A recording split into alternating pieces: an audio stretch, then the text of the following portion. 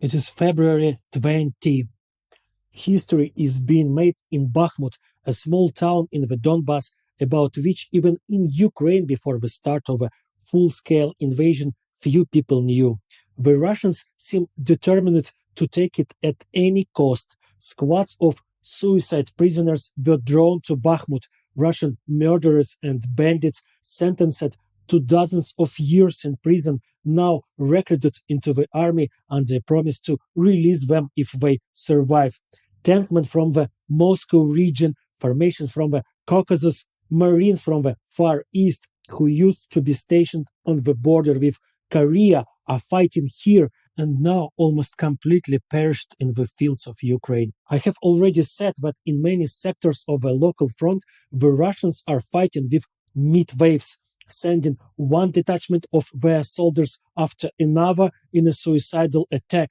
This tactic is commonly used where Ukrainian defenders hold positions in trenches.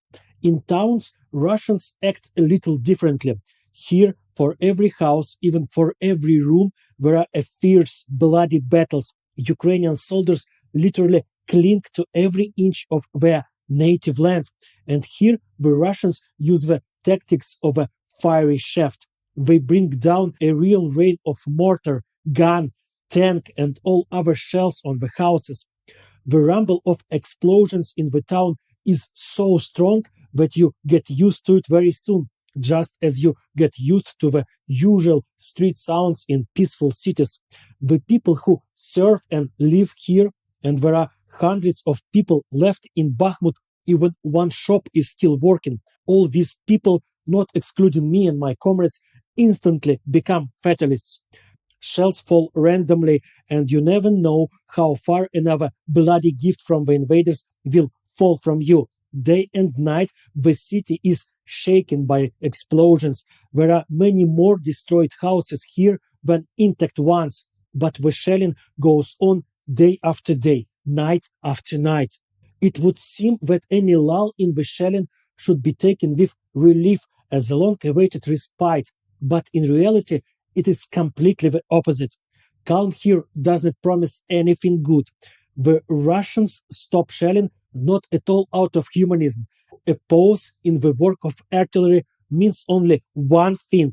The invaders sent their stormtroopers into the city in the hope that they would be able to capture the ruins of one or a couple of houses.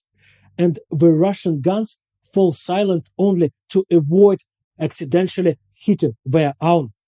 The artillery silence is a signal for all Ukrainian soldiers. Once the shelling stops, everyone needs to be doubly careful. In the devastated town, among the ruins and craters from shells, stormtroopers have a lot of places to hide. Preventing them from doing this, holding positions in an ominous silence, breaking it with their own fire from rifles and machine guns, is the main task of the Ukrainian defenders. The repulsed attack is followed by a new many hours of artillery shelling, which will then again be interrupted by dead silence in which the stormtroopers of the invaders are hiding. And so all the time, day after day, week after week, month after month, but Bakhmut is still holding on.